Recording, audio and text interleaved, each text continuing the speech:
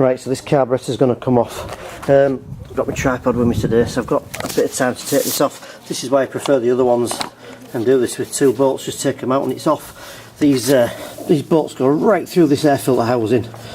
They've got there's like a rubber breather pipe on the back of there, and all the linkage is connected to it, so it's a real pain really.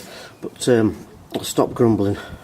I'll start doing some repairing, just so we can see what we're doing a bit better. I'm just going to remove this cover here on the top. I think it's a Phillips screwdriver. I'll just take this off, then we can see the spring configuration. I'll just film that for anyone who wants to know where the spring configuration goes on an SV150 engine, because once you take these off, the little linkages, you never sure if they're upside down or back to front, and you can never quite remember unless you've got a really detailed photograph.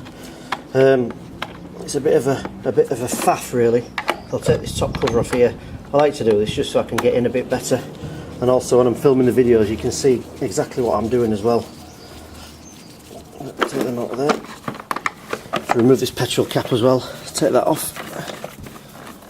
Slip this out of there. Just get rid of that. You can see by now, we can see in the top of here. You can actually see a lot better what we're doing. So no other way around this. This carburetor is going to have to come off. We're going to have to clean this out and blow it out with the airline.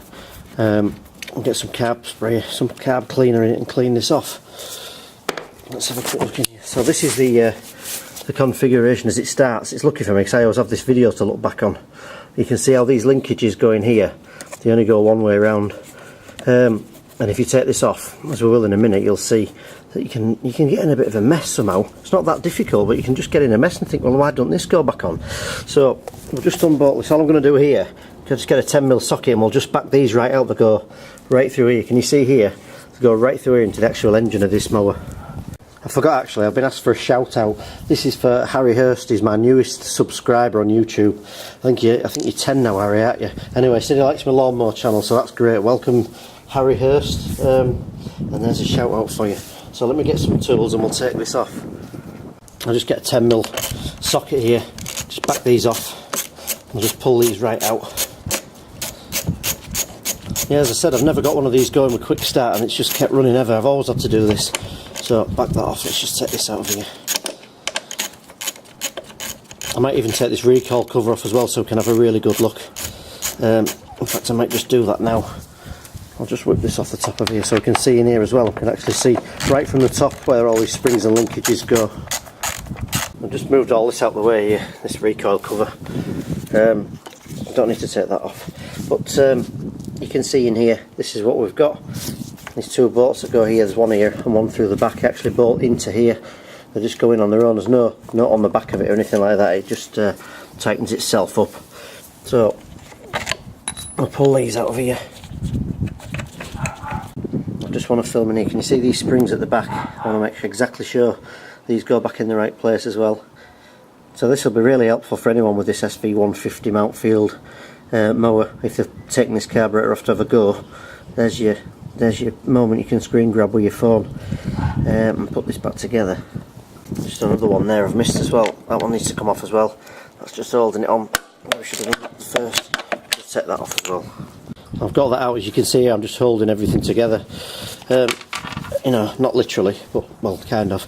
And there's a breather here. We'll pull that off. And this whole air filter box comes away.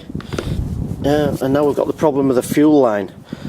What I normally do with this is I normally get a clamp. In a minute I'll just clamp this and I'll pull this off. You see this little connector here? If I squeeze that I can get it off, but then I'll have fuel everywhere, so I've not drained it all out.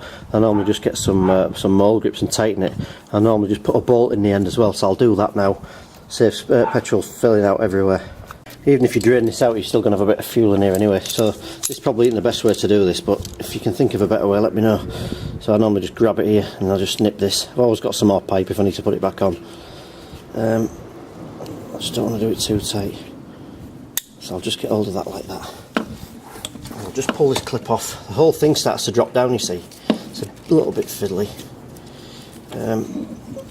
Just nip that together and it'll slide along this pipe eventually.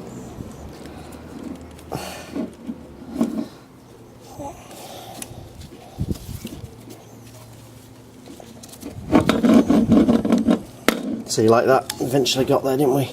And then I'm going to pull this off and nip it. You can see there, And what I'll do is I'll get like a screw or something that's about the right size. I'll just twist this into the end of here, like that. Saves petrol getting everywhere. And if I release this, I've got a petrol line there, and there's nothing spilling out of it just by doing that. That's what I normally do anyway. There's only a couple of little bits on this deck that want cleaning off, and all this wants cleaning off it anyway. So I've got the carburetor here, and there's one hook. You see there? There's one hook there. Let me see if I can just zoom in a little bit. You see there?